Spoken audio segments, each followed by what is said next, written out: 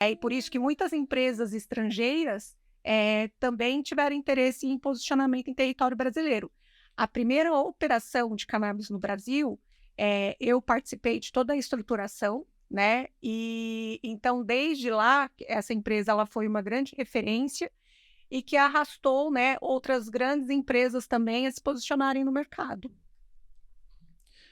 Olhando para o contexto global do uso de canabidiol, se a gente pudesse fazer um recorte, Américas, e aí indo do Uruguai até os Estados Unidos, Europa, África e Ásia. Como é que é o contexto global, tanto para cultivo, quanto para produção, quanto informação? Se você pudesse dar esse overview aqui para a audiência.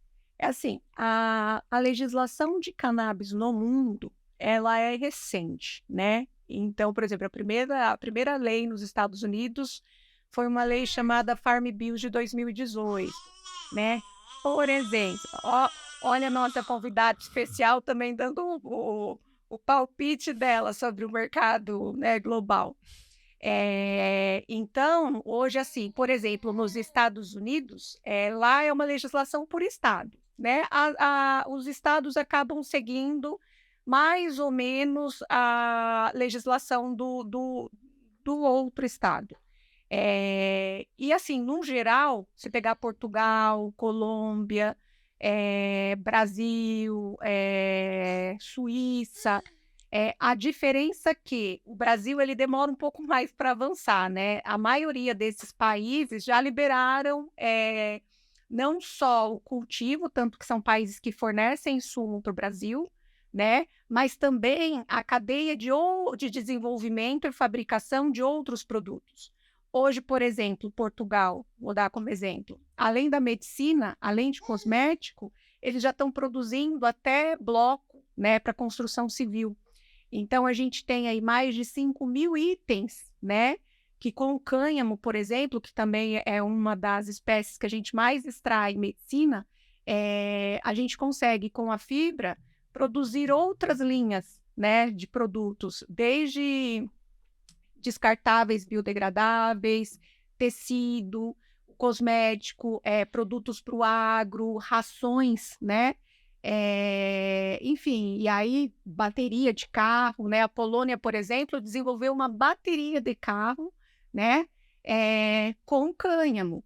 Então é assim, o mundo ele está muito avançado nessa pauta e no Brasil a gente ainda tem dificuldades, por exemplo, de avançar com a legislação para o uso PET, né? Então tem muito veterinário que está prescrevendo, né, porque entende que vai ser benéfico para aquele tratamento daquele pet, mas tem essa barreira na questão de fornecimento. Então, enquanto o Brasil ele não avança com as demais liberações, o mercado informal também cresce, né? Porque as pessoas vão tentar utilizar um cosmético, vou comprar do mercado ilegal, vai tentar utilizar para o pet, vai comprar do mercado ilegal, porque no Brasil ainda não tem uma resolução ou uma legislação que autorize.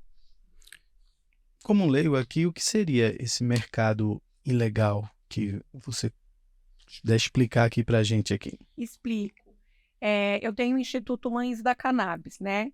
Que ele nasceu há alguns anos atrás para defender mães com filhos, né? Com necessidades raras, com doenças raras, aliás, necessidades especiais que vivem em estado de vulnerabilidade. Foi quando eu comecei a vivenciar esse mercado ilegal, né? Porque até então a gente tá ali militando em defesa da pauta, e aí você começa a enxergar também outros cenários que até então, muitas vezes, a sociedade não vê. E esse mercado ilegal, ele existe. Então, você vê diversos produtos com marcas que você sabe que não está dentro da nota técnica da Anvisa, que são de empresas, né, que estão legalizadas no Brasil, mas que estão sendo comercializados. Muitas crianças que acabam passando mal, e aí a gente acaba recebendo muitos depoimentos de mães pelo Instituto, inclusive pedindo auxílio com outros tratamentos explicando que comprou determinado medicamento, e aí a gente quer entender que medicamento que foi, de qual fabricante. Na hora que a gente recebe, né, foto muitas vezes do frasco, são de empresas que estão atuando e não estão autorizadas pela Anvisa. Então, quando você tem um produto que não está autorizado pela Anvisa, que faz um trabalho seríssimo, isso eu tenho acompanhado ao longo desses anos todos, a gente pergunta o quê? Né? O que tem dentro daquele frasco? Da onde que está vindo aquele insumo?